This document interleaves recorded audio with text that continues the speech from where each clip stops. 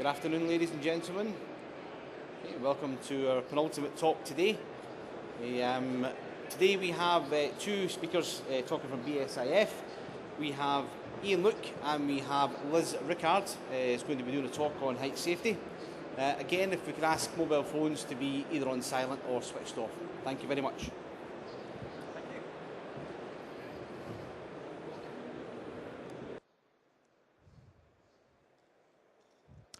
So, why do we need a fall arrest equipment competitor installer scheme? What are the issues?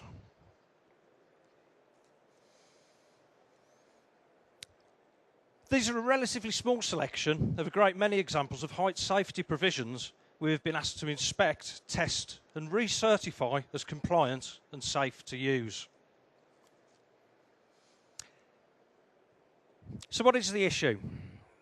There are many, but the obvious issue here that this fall arrest provision, a do-it-yourself job, will not be able to withstand the loads that are likely to be imposed on it in the event of a fall. The webbing material is a static working load of 500 kilos. Notwithstanding the fact that it passes over a sharp edge, in the event of a fall, the loads generated could be as high as 6 kilonewtons. Another do-it-yourself fall arrest system. Even to the untrained eye, you would expect that alarm bells would start to ring. However, this fall arrest system was in use prior to it being condemned by a BSIF height safety group installer. But the problems aren't restricted to non-compliant products. Here we have a compliant EN795 Class A1 anchor. Product CE marked and is designed to take at least 12 kilonewtons worth of load. So what's the problem, you might ask? Just look at where and how it's installed. The installation was intended to provide full protection for workers cleaning the gutter. It would have been quite feasible to install a horizontal cable or track system to the sloping roof above the gutter. With the correct user equipment, the worker would be able to work in restraint, preventing a fall from occurring. With the installation as it is, not only does the worker have to disconnect and reconnect as he progresses along the gutter, but in the event of a fall, with a 2-metre fall arrest lanyard, he would need up to 6.5 metres of clearance below the anchor point. Although in this situation, available clearance distance would be the least of his worries. Even assuming that the structure that the anchors are installed into is adequate, the installer has packed out the anchor. It would likely fail if subjected to a 6 kilonewtons shear load. These are not isolated incidents. So what's the issue here? The anchors are installed to the correct depth, but look at where they've been installed. Would the coping stone or the brick remain in place after being loaded? Most likely not. And then, of course, if you discover you don't have the right fittings, you can always improvise. Nothing wrong with this substantial steel bracket. It's even got engineering calculations to back it up. But it's fixed into a single skin brick wall. No prizes for guessing what the likely outcome would be if somebody relied on this to arrest a fall.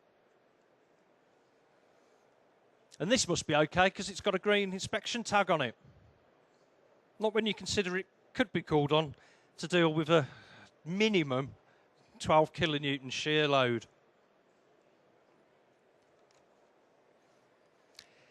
Yet another example of non-compliant product installed in the wrong place. But how would the average worker know?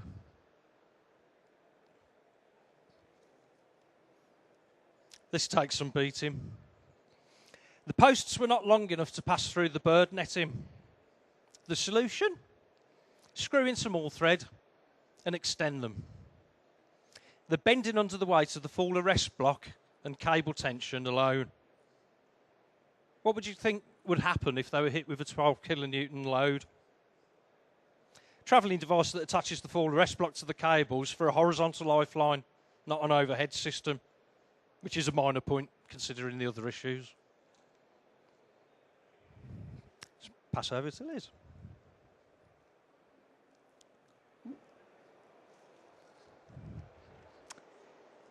Well, what's the issue with this? Would this be able to take a 12 kilonewton load? In static terms, think of the weight of a family car.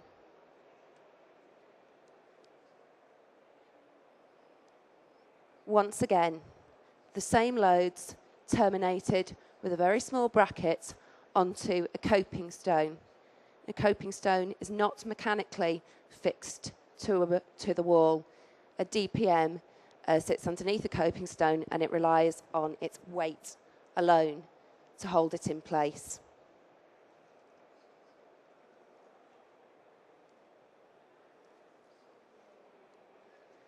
This looks pretty substantial. It's a 500mm solid stainless steel bar. But let's apply a little physics.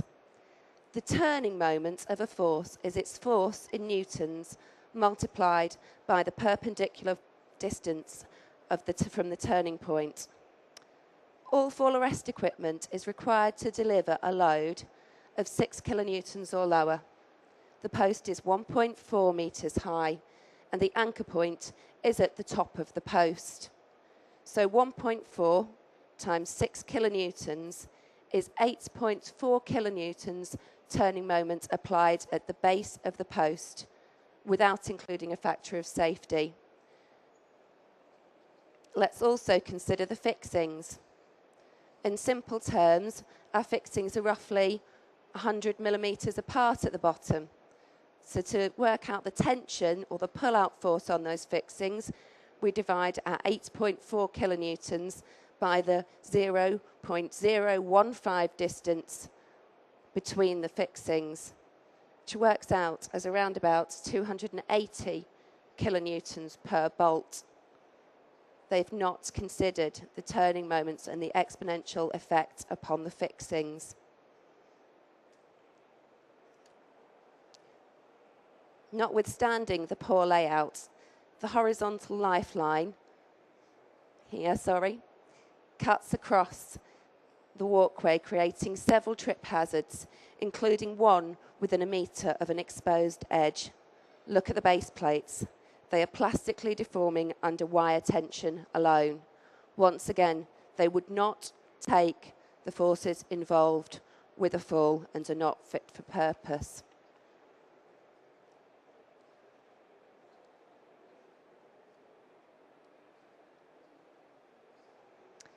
A horizontal system installed at approximately 40 degrees from the horizontal, the ladder tied to a cable with a bit of rope would prevent a travelling attachment device from crossing the intermediate post. Little, if any, consideration has been given to how the outside of the building is to be maintained. These are only some of the issues.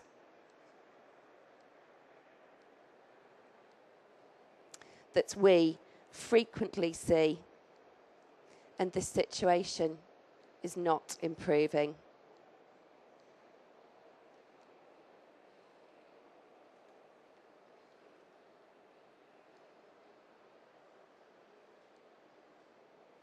Active fall protection is not that simple. A detailed understanding of the energy absorption and the behaviour and interaction of the user's products and building materials is essential.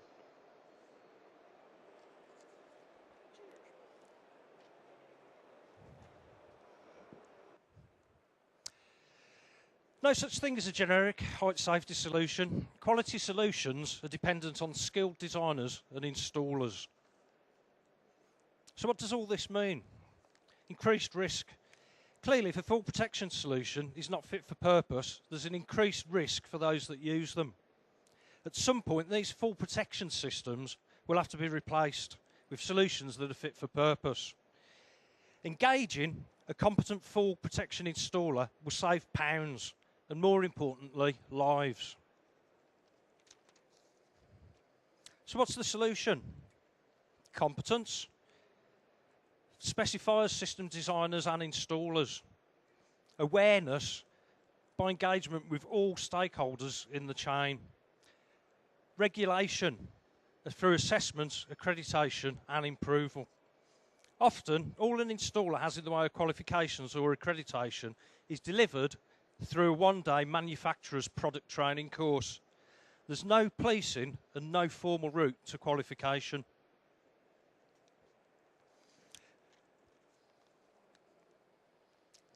British Safety Industries Federation, BSIF, has a history of establishing successful competency and approval schemes.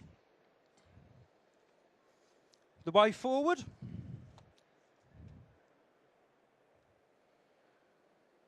The British Safety Industries Federation's Height Safety Group is proud to announce the launch of its registered full protection installer scheme.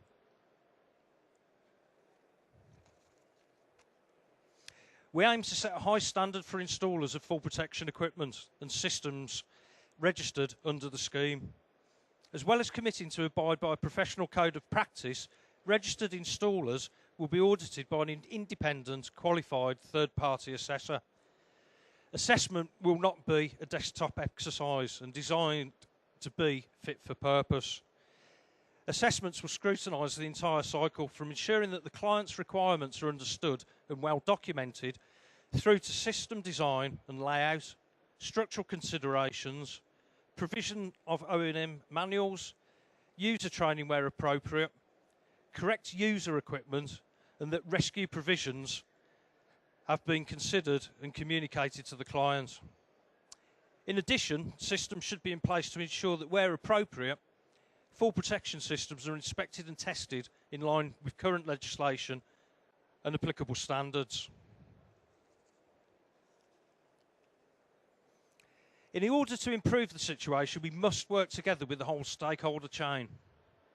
And critically, the end user must be able to trust that the full protection systems that they use are compliant, designed to withstand the loads that can be imposed, installed correctly by trained and competent installers, inspected, tested and maintained regularly in line with the appropriate standards and guidance.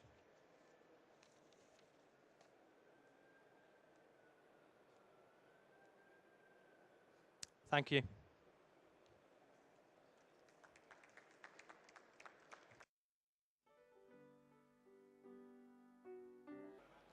Okay, well, code of practice has been drawn up and a minimum set of standards has been drawn up, which has been agreed at BSIF level. So it's actually in the process of being launched presently.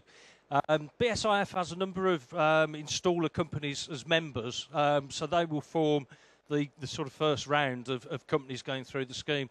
But it will be open to any installers of any full protection system. It's not a scheme that's biased to any particular brand or system. So we expect after the initial take-up and final agreement of the criteria, that it will be open to any installer of anybody's full arrest system. On the spot. Do you have any idea of what kind of requirements the BSIF are going to be after? Yes, competence is key. So we'll be looking at the qualifications and experience of installers. It's designed not to be a desktop exercise. There are enough SSIP schemes out there that require that you fill in tons and tons of paperwork. So we're not going to be sort of overlapping with those schemes. It's going to be really about the competency of installers and designers, specifiers, to actually design proper full arrest system layouts and to install those competently. So, for example, the assessor would go into installer company, they would look at the whole of the particular project or projects from inquiry through to handover. They'll be looking to see that first and foremost, the client's requirements and the access requirements have been properly understood and documented, that there are system layouts and designs that are fit for purpose.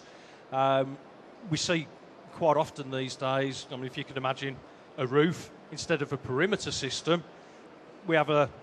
It's cost-effective. Cost-effective system, yeah, with a 30-metre rope. That gets you past skylights, fall risks, not fit for purpose.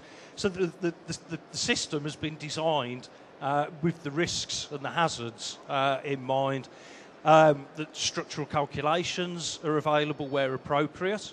The user equipment is specific and suitable for that particular system. The restraint has always been looked at as a primary consideration in front of full arrest. Where full arrest is the solution, that rescue plans and a requirement for rescue has been properly communicated to the client. So it's designed not to be just a desktop exercise. We're talking at the moment to a potential third-party auditor who's a guy that's engaged in carrying out research projects for HSE and many of the main manufacturers of engineered full arrest systems. We're hoping, within a couple of months, this is actually going to be sort of live, and we're going to be carrying out audits and getting people registered under the scheme. Good. Long overdue. Thanks. Hi, and will the accreditation be personal or to a company?